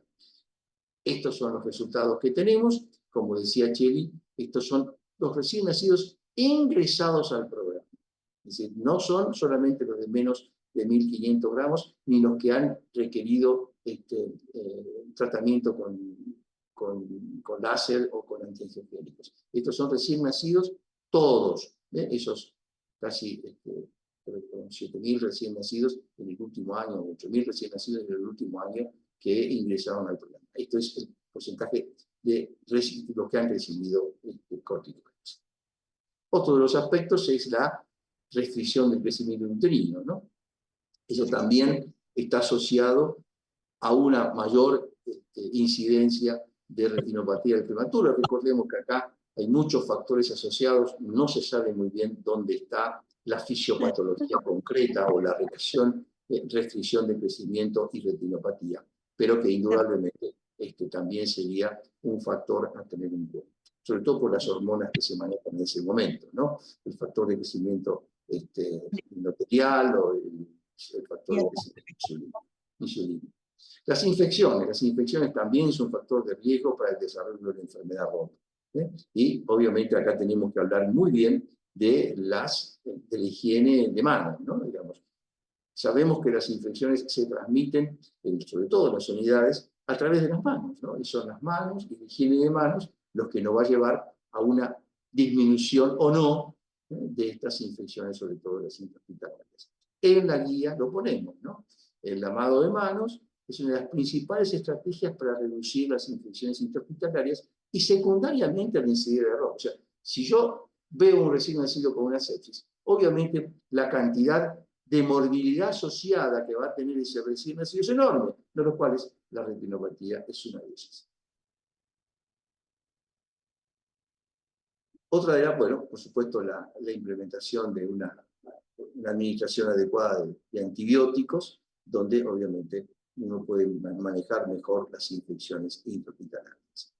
Pero creo que es un punto clave, es el manejo de las líneas, es el manejo de los catéteres centrales. Es decir, creo que acá es donde radica uno de los principales vías de infección, eso también creo que todos somos conscientes, de las infecciones intrahospitalarias. Los catéteres venosos centrales son una fuente importante de infecciones de recién nacidos prematuros. Obviamente, a través de eso sobreviene toda esa cascada, esa catarata de eventos, donde obviamente la retinopatía es uno de los factores también que se asocia con esta enfermedad, con estas complicaciones. El crecimiento ahora ya postnatal, ¿no? Una de las cosas que más ha mejorado la neonatología, y creo que todos somos conscientes y coincidimos, es en alimentar precozmente a los recién nacidos prematuros, ¿no? Ya sea por vía endovenosa, como generalmente se hace cuando los recién nacidos son muy pequeños, pero obviamente en estas alimentaciones, además de la administración intravenosa, de la administración parenteral completa, precoz y completa, aparece el salvador de tantas cosas, ¿no? Indudablemente aparece la leche de madre, ¿no? La leche de madre, Paolo Manzoni, que es una persona bastante conocida en Argentina, bueno, fue uno de los que inició toda esta línea ya hace bastante tiempo. hace más de 10 años, donde empezó a hablar justamente de la utilidad de la leche de madre, sobre todo de la leche de su madre, de la propia madre, independientemente de los bancos que tienen su utilidad, pero la leche de su propia madre en el crecimiento, en forma precoz, desde el primer día, la extracción de calostro, la administración del calostro, independientemente muchas veces del estado del recién nacido. Digamos un recién nacido de muy bajo peso, medianamente compensado, tendría que recibir leche de madre lo antes posible. Y si fuera posible, no sé si a través de la sonda o a través de la mucosa bucal, esas cosas que tienen que ser necesarias para disminuir los riesgos. Las transfusiones, otra de las cosas que también tenemos en cuenta como factor de riesgo de la retinopatía, son la cantidad de transfusiones, ¿no es cierto? Es decir, hay una relación directa entre la administración también de plaquetas y de sangre en el desarrollo de la retinopatía de la actividad. Esto se conoce, es así, las diferentes hemoglobinas, la fetal, la adulta, la disociación que existe a nivel tisular con una con otra, a nivel del oxígeno, es claramente diferente. Acuérdense de la curva de disociación, ¿no? Eso yo creo que lleva también a una necesidad de saber que hay que sacarle poca sangre a los recién nacidos, y hay que sacarle los análisis justos. No necesariamente, me acuerdo en mi época de formación, muchas veces hacíamos análisis de rutina. Había que sacar de rutina. Todos los días había que hacerle glucemia, hematocrit, base. Yo no digo para el recién nacido que está grave, sí, por supuesto, eso es un evento, pero esa rutina, la rutina tiene que ser manejada y bien tratada. Y sobre todo con métodos, como este caso es el micrométodo. Entonces, aunque haya una evidencia de riesgo de ROP por las extracciones sanguíneas, sí va a haber una disminución en los riesgos de anemia y la necesidad de transfusiones. Algo que les quiero comentar, en la primera de las guías aparecía que, digamos, todo lo que esté relacionado con la administración de EPO era realmente muy complicada, sobre todo en los primeros 8 días de vida, porque podía aumentar significativamente la retinopatía severa. Uno de los últimos trabajos de hace 2 o 3 años es un estudio del PINAT, bien difundido a nivel de administración justamente de eritropoyetina como protector, neuroprotector, en altas dosis en los recién nacidos prematuros, demostró que no había relación con la incidencia de retinopatía prematura. Si es verdad total, esto o lo anterior, habrá que ver el tiempo. Diría que estos son datos que hay que tomarlos también con bastante cautela, por más que los estudios sean bastante concluyentes. Y por último, a nivel de las transfusiones, la ligadura oportuna del cordón umbilical, ¿no? Yo creo que eso también estamos todos convencidos que no tenemos que cortar el cordón y salir corriendo, porque si el recién nacido está bien, tiene que quedarse cerquita de su mamá, y sobre todo en los prematuros, dejar que sea un tiempo prolongado. No quiero meterme en la expresión del cordón, en el milking del cordón umbilical, que eso es bastante discutido en algunos aspectos, pero sí por lo menos en lo que respecta a una ligadura oportuna. Traigo este trabajo de Seriani, que fue uno de los precursores que habló de esto, junto con Néstor Bain, en Argentina, fueron realmente referentes a nivel mundial en lo que respecta a la ligadura oportuna del cordón umbilical. Y por último, en las prevenciones, la familia, ¿no? Pensar en la familia, pensar en la prevención del estrés. Y lo quiero recordar a Miguel Larguía, porque además de haber sido uno de nuestros maestros, para muchos de los que estamos acá, fue el que definió con precisión la necesidad de maternidades seguras y centradas en la familia. Él siempre dijo que la maternidad era de la familia, no era de los médicos, ni del personal de enfermería, ni el personal que trabajaba, era de la familia. Y en eso yo creo que difundió todo este concepto donde la familia tenía una participación principal, cualquiera fuera la edad o el parentesco, el contacto piel a piel, la disminución del estrés, todo esto también va a favorecer disminuyendo la enfermedad de retinopatía. Yo con respecto al diagnóstico y tratamiento voy a ser muy sintético porque primero que no soy oftalmólogo y simplemente voy a hablar tomando algunos aspectos neonatológicos en lo que respecta al diagnóstico. Los neonatólogos somos responsables de esto. Sí, la pesquisa del prematuro yo creo que le corresponde de definir en qué momento un prematuro tiene que ser estudiado, tiene que ser pesquisado de retinopatía, es tarea del neonatólogo.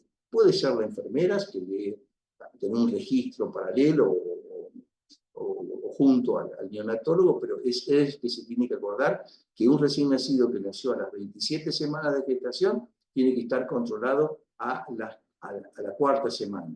El oftalmólogo hay que llamarlo, no puede venir en forma espontánea. Si viene en forma espontánea, bárbaro, pero con el trabajo que tienen en muchos hospitales y la tarea así, a veces enorme que tienen, es imposible que esta pesquisa sea del oftalmólogo. La tiene que hacer el oftalmólogo, pero el llamarlo al oftalmólogo, sí, estoy convencido que es tarea del neonatólogo o del personal que asiste directamente al prematuro.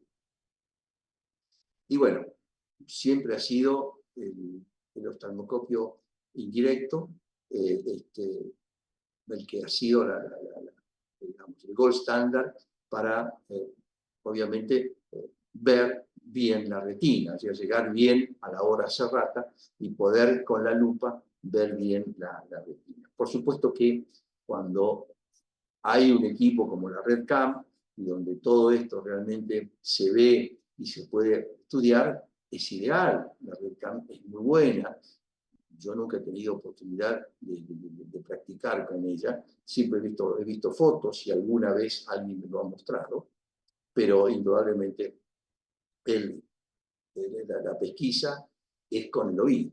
Y bueno, el OVI tiene que tener un separador y tiene que tener una lupa y un identador. Bueno, estas son las cosas que durante el procedimiento también son necesarias monitorear en lo que respecta al oxígeno.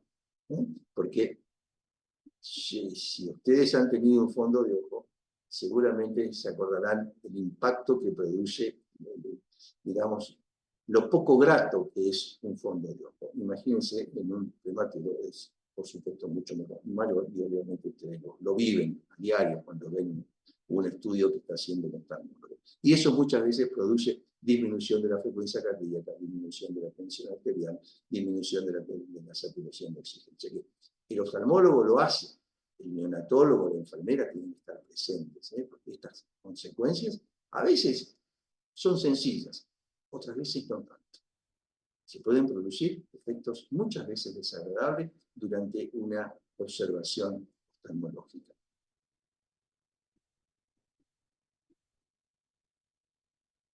Cuando hicimos la revisión de la guía de práctica clínica en los últimos años, nos pensamos si debería usarse en forma general la telemedicina para el diagnóstico de la ROP en los recién nacidos de alto riesgo, fundamentalmente los prematuros.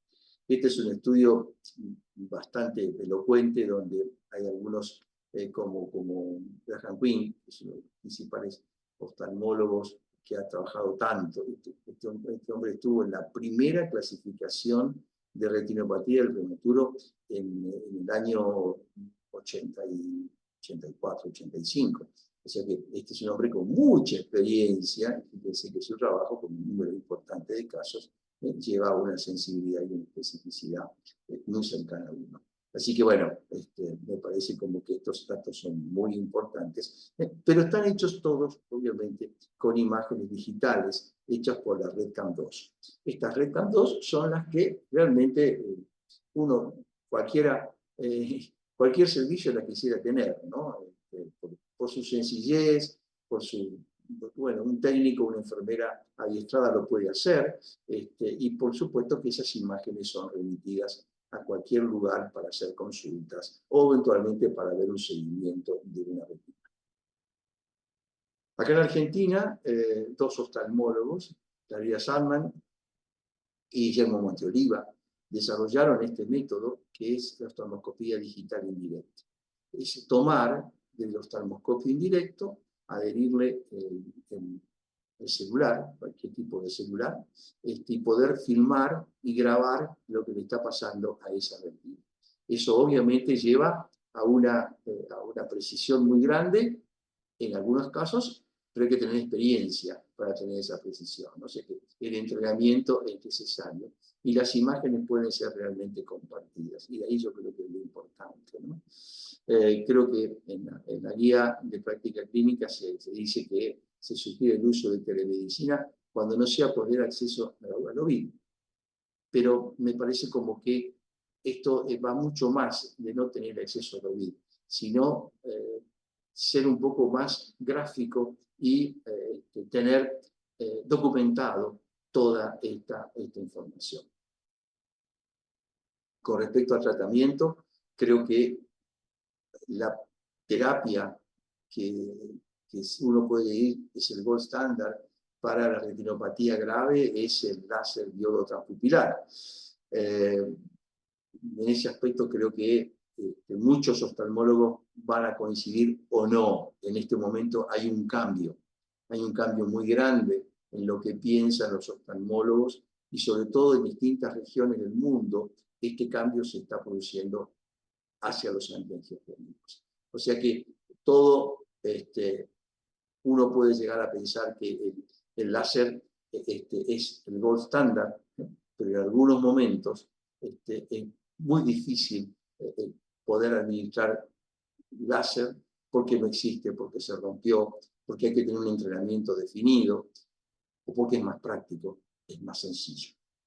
Y obviamente otros tratamientos llevan en este momento, yo creo que a este aumento que para mí, modestísimo entender, no tiene vuelta a nivel, no sé lo que pensarán los oftalmólogos que están en el auditorio.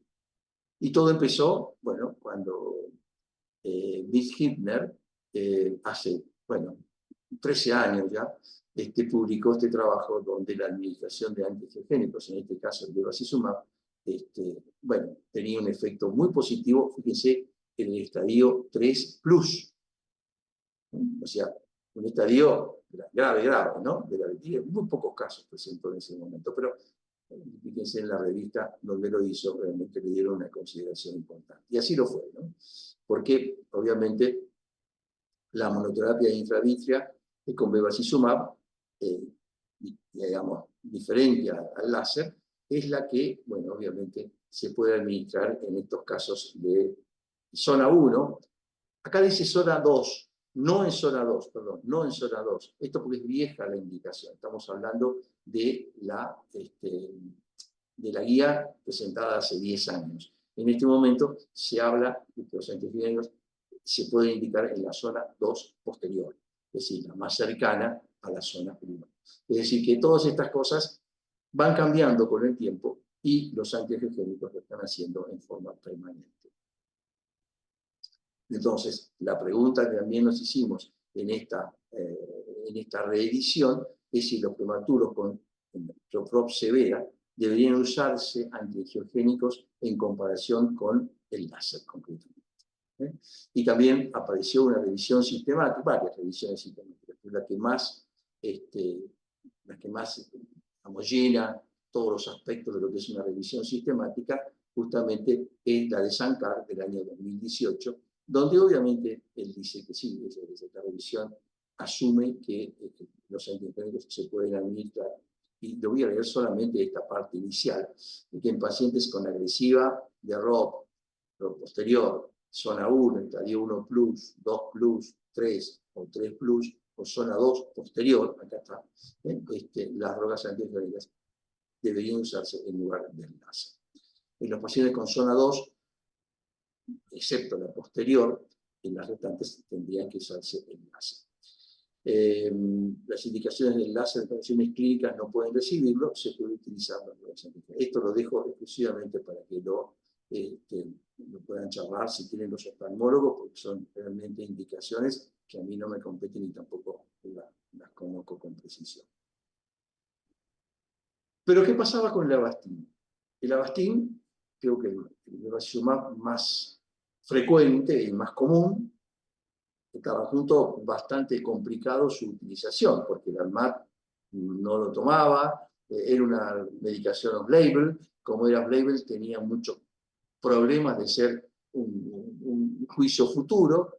Entonces, Patricia Vicentín, que es miembro del Grupo Ropa Argentina, que es oftalmóloga infantil y además es abogada, hizo este consenso sobre el uso de Avastin, que publicó en el CAO, el Consejo Argentino de Oftalmología, sobre el tratamiento de la retinopatía grave con Avastin. Creo que esto bajó mucho la tensión, sobre todo los oftalmólogos, y obviamente esta medicación se puede administrar no solamente por es útil, sino también porque es una medicación netamente económica comparada con el ranibizumab, que obviamente es mucho más caro y que sí ese tiene una indicación por laboratorio para la retinopatía grave.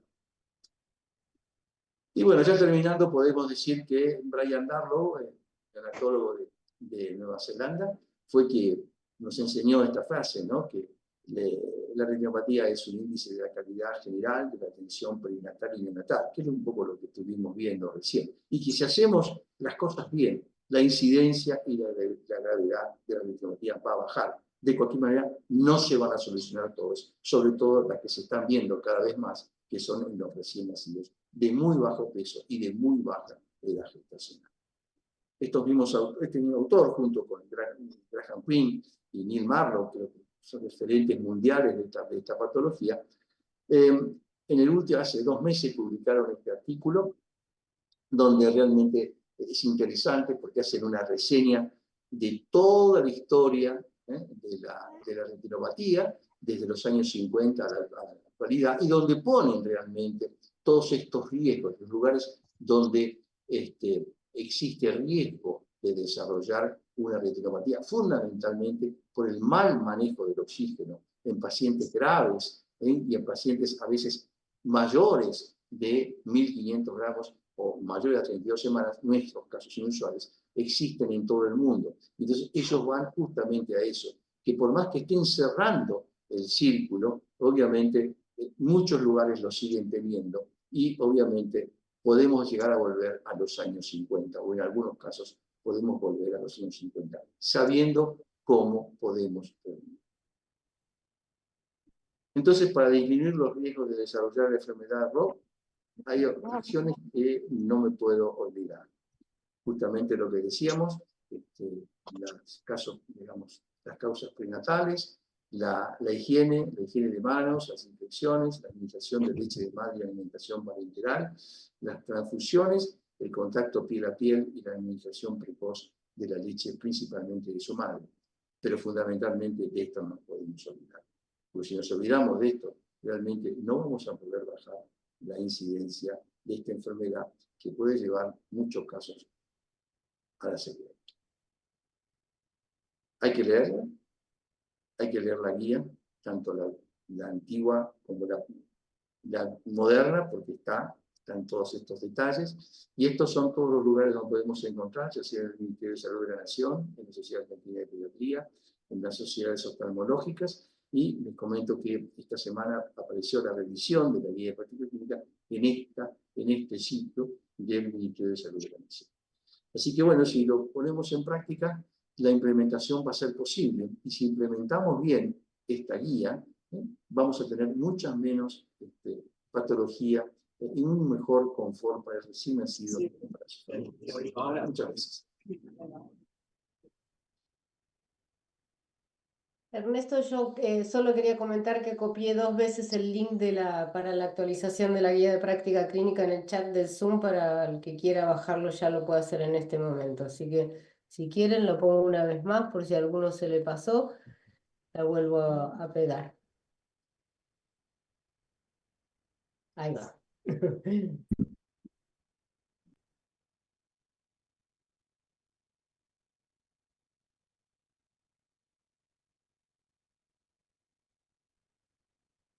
Bueno, ¿Hay preguntas, muchas Ceci? gracias por las presentaciones.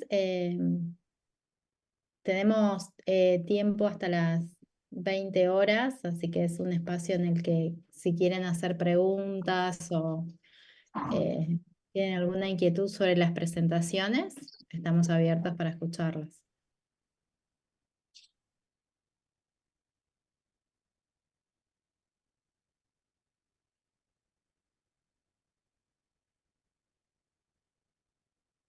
No sé si la tienen que hacer por escrito, se puede habilitar el teléfono, sí. Ahí está el doctor Mario del Barco, ¿no? Mario. Ya lo estábamos extrañando, ¿eh?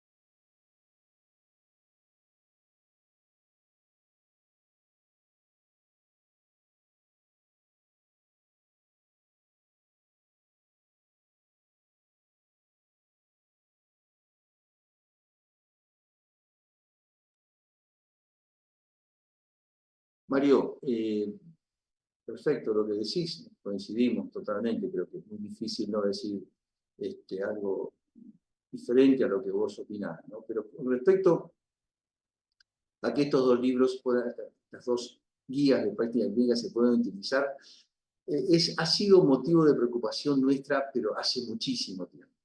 Porque acá lo que fallamos es la implementación de estas guías. O sea, al no saber implementar una guía, no poder implementar una guía, posiblemente por no saber cómo hacerlo, obviamente ahí fracasa. Fracasa todo esto que se escribe, fracasa todo esto que se dice, fracasa todo esto que se difunde. Es decir, difundir una guía, digamos, promocionarla, escribir, mandarla. Bueno, antes la mandábamos por escrito, ¿se acuerdan? Era imposible hacerlo. Pero tenemos las páginas. La gente puede entrar tranquilamente a mirarlas, a releerlas. Y cuando tiene un caso, una duda, buscarla. Porque está. Y están con las evidencias. Y las evidencias yo creo que sirven. Algunas hay que reverlas, como dijimos en algunas de estas diapositivas, por ejemplo. pero otras, la mayoría, están. Entonces, yo creo que cuando trabajamos con evidencia, vamos a trabajar muchísimo mejor. Y ahí vamos a ser más conscientes de lo que tenemos que hacer. Porque si realmente yo soy jefe de un servicio y voy a entrar a la sala y no veo la saturación de oxígeno que están teniendo los chicos que están recibiendo oxígeno, no soy jefe, no sirvo para jefe. No sirvo porque tengo que estar pensando, digamos, tomo al jefe como encargado en ese momento de la unidad. A lo mejor el jefe está ocupado por otra cosa y delega el encargado de sala. Si el encargado de esa sala, ya sea de médico o de enfermería, no vigila esas cosas, no controla esas cosas, es porque esta implementación no les cayó la ficha. Entonces, al ignorar que un recién nacido tiene que saturar entre 89 y 94, y está saturando en 100, y la alarma suena y nadie le da bolilla, o está apagada porque hace mucho ruido, realmente olvídate que sea un encargado.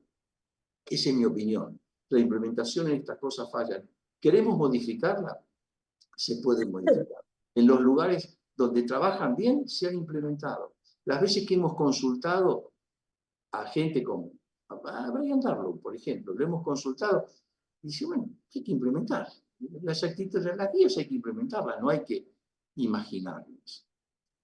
Eso por un lado. Y por otro lado, yo creo que a lo mejor lo dije, seguramente lo dije, a lo mejor no se me entendió. Con respecto a los corticoides, estoy de acuerdo totalmente que los corticoides, digamos, no mejoran o no previenen la retinopatía, pero que sí van a trabajar a favor de una menor gravedad del recién nacido, una menor cantidad de oxígeno de ese recién nacido. Si los corticoides están dados en forma oportuna, en forma adecuada, me parece como que eso lo beneficia al recién nacido. Va a estar menos grave, va a tener menos morbilidad grave y, por supuesto, va a tener menos posibilidad de riesgo de infectarse, de tener que ser transfundido, bueno, todo lo que dijimos recién, que obviamente puede pasar si no le doy corticoides.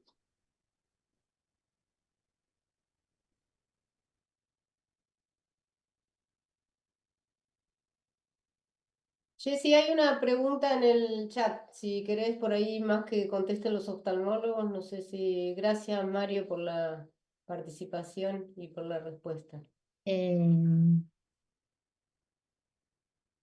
¿Cuál? ¿Querés la leo yo? Sí.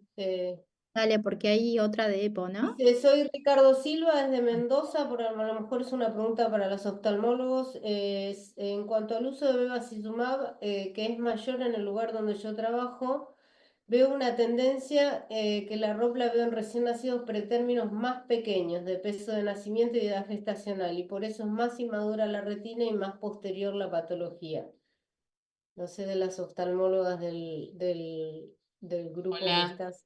hola, ¿me ven ahí? Hola, ¿cómo están? Ahí estoy. Sí. Sí, creo que es Ricardo Lara Silva, ¿no? Sí, Ricardo Silva, Y sí. nos pasa lo mismo, o sea, son bebés, generalmente son bebés chiquititos de 24, 25, 26 semanas por muy bajo peso, que es a lo que le hacemos el antiangiogénico. Entonces vemos ROP más agresivas en esos bebés. Pero bueno, como siempre decimos, algún otro factor debe haber, independientemente de todos los que hablamos, y siempre vamos a y hablamos de los factores genéticos, que todavía eso no los tenemos, que chiquitos por ahí, de muy bajo peso, muy baja edad gestacional, comparados con otros, hacen ROP y otros no la hacen. Entonces, algún factor, y quizás con las mismas condiciones, con el oxígeno, con transfusiones, que la hacen y otros no. Pero la realidad es que los que le estamos haciendo los antiangiogénicos son a los bebés chiquitos, 24, 25, 26, 27, 28. A los más grandes en realidad nosotros no estamos haciendo Bastin. A ver, no sé si eso es lo que dijo también Lara Silva. No, por ahí yo quería aclarar que eso es cierto, ¿me escuchan? Sí, Es sí, se cierto lo escucha que bien. decís, Gaby, pero si nos fijamos en el promedio de todos los chicos tratados en el año pasado y generalmente en los anteriores parecidos, el promedio de la edad gestacional y del peso al nacer no bajó. No No, eso bajó. no bajó. Es cierto que hay muchos servicios que concentran prematuros muy pequeños, que obviamente tienen mayor proporción de uso de antiangiogénicos, porque bueno, tienen ticos más graves, tienen más ropa agresiva, etcétera, etcétera. Pero si vemos el universo de los servicios, esto todo no es así, porque si no, nuestro promedio de peso y de edad gestacional tendría que haber bajado. Es verdad que no bajó porque hay casos inusuales, y los casos inusuales no liquidan los promedios. Mandan para arriba el peso al nacer y mandan para arriba la edad gestacional. O sea que creo que no es la única explicación, ¿sí? Nada más. Juan Pablo Berazategui levantó la mano, no sé si querés. Exacto. Sí. Eso iba a decir. Hola. ¿Cómo están? ¿Se escucha ahí? Sí. Ah, perfecto. Buenas noches.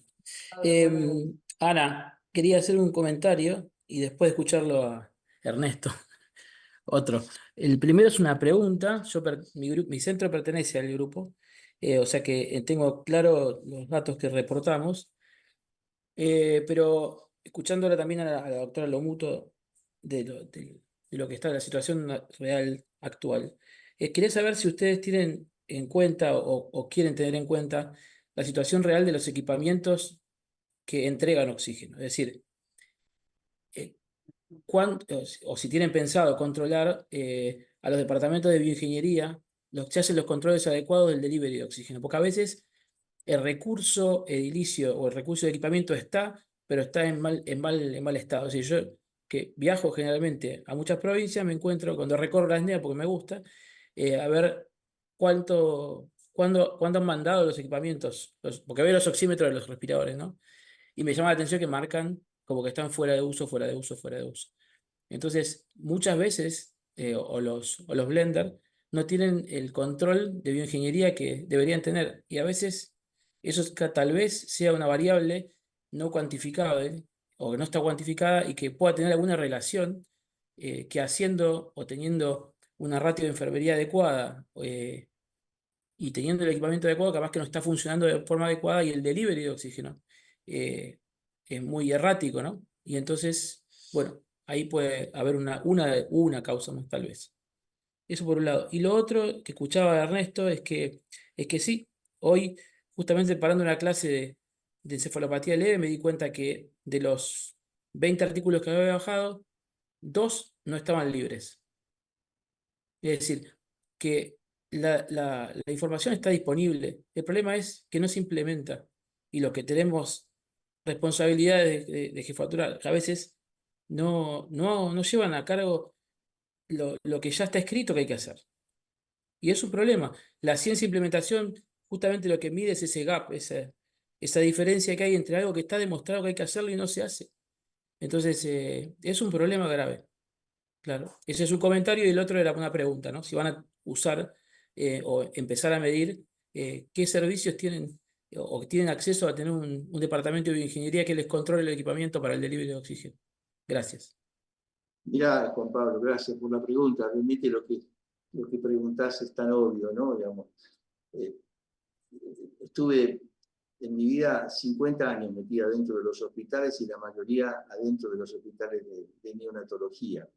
Y lo que aprendí a ver eran los cementerios de incubadoras. Yo no sé que los más viejos seguramente se acordarán, donde había pasillos donde había una incubadora al lado de la otra. Y antes los blenders ni me pregunten, directamente yo creo que los descartaban, se los llevaban, pero era un poco que la bioingeniería estaba tan poco utilizada, que realmente para nosotros era normal ver ese escenario.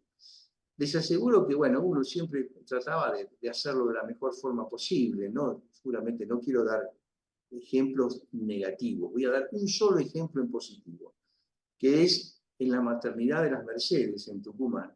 Cuando fui, encontré un departamento de bioingeniería y donde encontré que los equipamientos se reparaban en 48, 72 horas. Yo no lo podía creer. Una maternidad pública enorme en ese momento, con 6.000, 7.000 partos por año, una cosa así.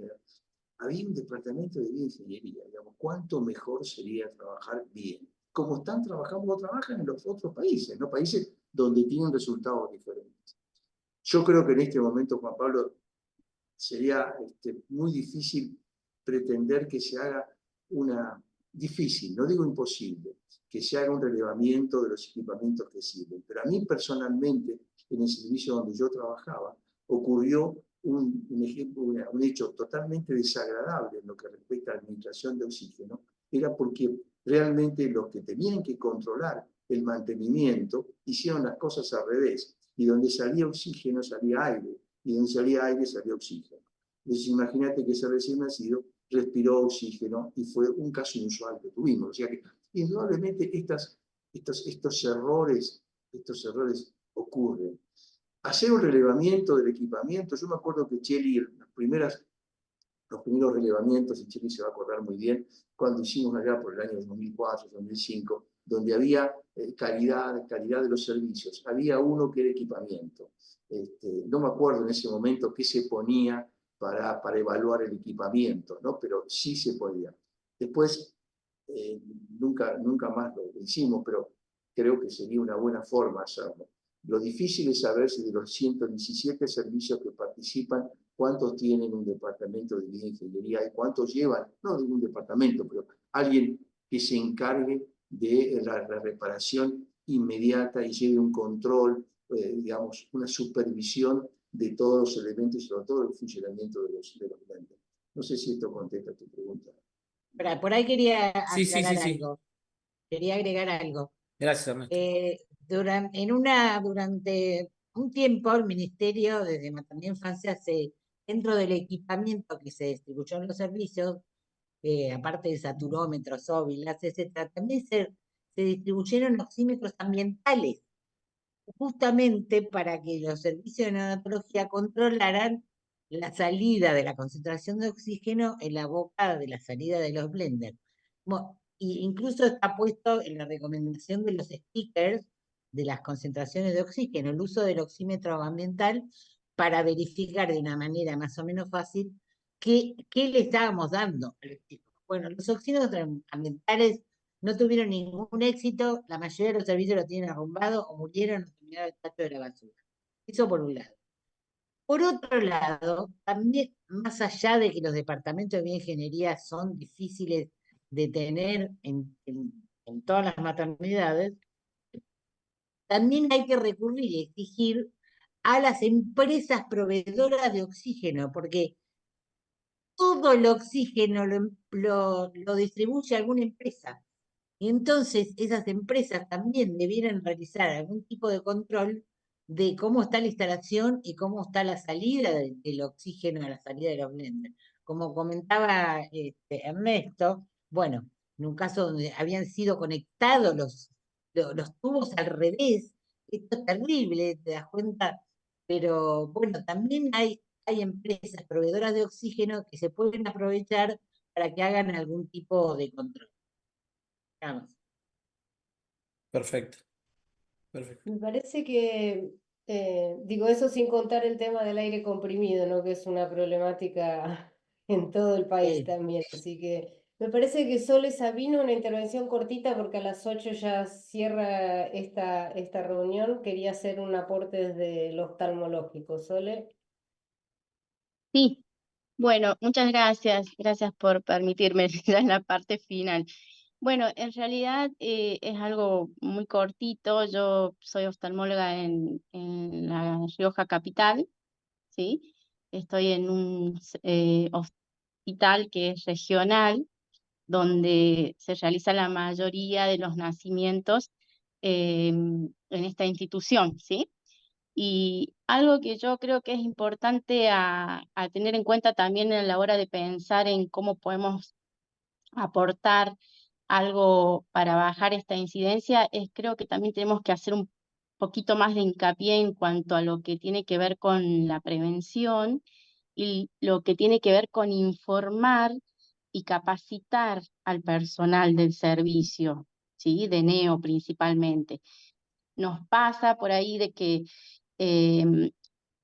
hay residentes, personal nuevo de enfermería, que no están, aunque no parezca, no están al tanto de esta patología y de la importancia que tiene esta patología y no tienen un conocimiento lo suficiente básico como para saber qué es lo que puede causar esto, ¿sí? Muchas veces es algo a lo que no se le da tanta prioridad como a otras patologías que sufre el recién nacido pretérmino, ¿no?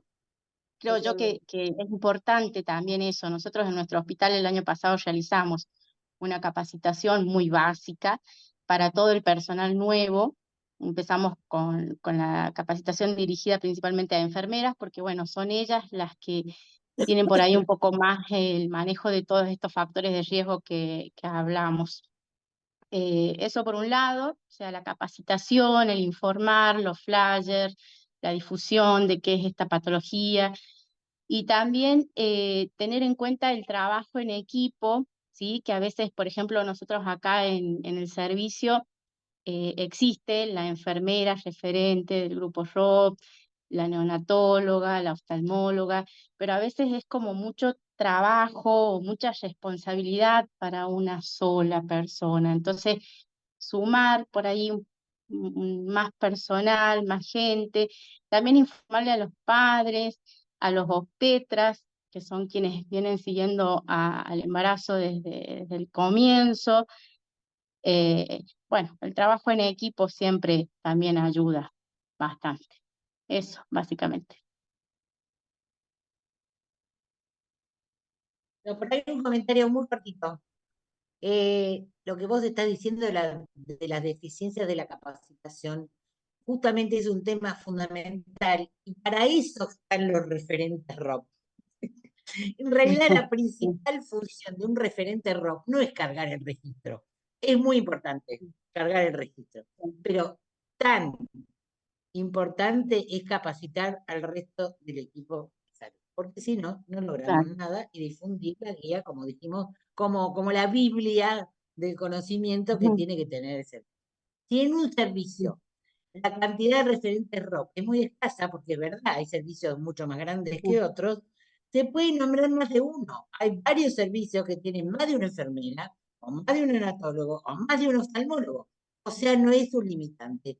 Con avisarnos que se va a agregar la persona tal y pasarnos en mail, el teléfono, etcétera, es suficiente. O sea que ese no sería un Bien, problema. Sí, bien. Gracias, doctor. de nada. Parece que el doctor Urreza Valía creo que levantó la mano, ¿puede ser? No, se despidió, creo que se Ah, se despidió. Me despidió. pareció que se No. despedía. O está No, no, no, todavía. no. Ahí Perdón estás, que, estás. perdón que les robe estos últimos segundos. Buenas noches a todos. Buenas Más que todo noches. quería, con afecto y admiración, felicitarlos por este trabajo enorme que vienen haciendo, porque lo importante muchas veces no es solo iniciar el trabajo, sino es sostenerlo en el tiempo e irlo mejorando, que es todo lo que ustedes han venido haciendo. Así que hemos aprendido un montón de ustedes. Y no solo eso, estamos en un grupo, todos los oftalmólogos, en un grupo panamericano de ROP, y todos miran a la Argentina como un faro que ilumina a toda la región. Y eso es mérito de ustedes, así que nuevamente felicitaciones. Y un mínimo comentario, es muy preocupante el tema de los inusuales y me parece que hay que poner el foco en el momento del nacimiento, o sea, en el momento de que el niño es sacado del vientre de la madre y es reanimado, porque ahí muchas veces en la sala de parto no hay blenders, se le administra el oxígeno al 100% y esa masividad es muy probablemente tremendamente tóxica para las células endoteliales en desarrollo. Y ahí se puede generar probablemente uno de los tantos factores de alto riesgo para estos inusuales, ¿no? Y lo otro que me parece que podría estar vinculado a esto que estoy diciendo es tratar de determinar en estas estadísticas si los niños nacen en cada una de estas instituciones o son derivados de otros centros que no están en el grupo ROP y que ahí ya no hay controles de calidad justamente en esos primeros instantes de la vida del niño, que yo creo que pueden ser muy importantes para el desarrollo de la enfermedad, ¿no? Muchas gracias a ustedes. Gracias, Juli. Gracias por... Recording stopped. Ah, ahí estamos. Gracias. Ana, ¿algo para cerrar? No, agradecer a todos, creo que bueno, las disertaciones tanto de Cheli como de Vivi y de Ernesto han sido impecables, que trabajamos mucho para tener estos datos. Y que me parece que el rol nuestro por ahí es eso, ¿no? Es poder ayudar a las instituciones a que tengan datos. Ustedes saben que cuando no hay datos no se sabe para qué lado ir y me parece que tener el dato es lo que ayuda a revisar los procesos y a ver en qué se puede mejorar y ojalá que esto los anime a los que tengan dificultades o siempre se puede mejorar, pero bueno, revisar eso, revisar los procesos y ver en qué se puede mejorar en la calidad de atención de los recién nacidos. Y creo que este es el aporte que más hacemos, además de capacitar, de hablar de la prevención, de cómo trabajamos, me parece que es fundamental para la mejora el tema de poder tener datos y esto es un poco lo que queríamos presentar y cada institución recibió los suyos particulares y los directores de los hospitales y los directores de maternidad e infancia de cada provincia, o sea que estos se difunden a todos los que tienen, desde los que tienen poder de decisión hasta los que no tienen y entonces ahí ver de qué manera hacer que las cosas sucedan para que mejore. Creo que eso sería como para mí como cierre y bueno, agradecerles a todos la presencia, agradecer el trabajo que hacen todos los referentes. También verla acá Silvina González, que con la provincia de Buenos Aires trabajamos muy codo a codo. Ustedes saben que la mitad del país es la provincia de Buenos Aires, así que también estamos ahí batallando, como dice el título, para siempre para mejorar.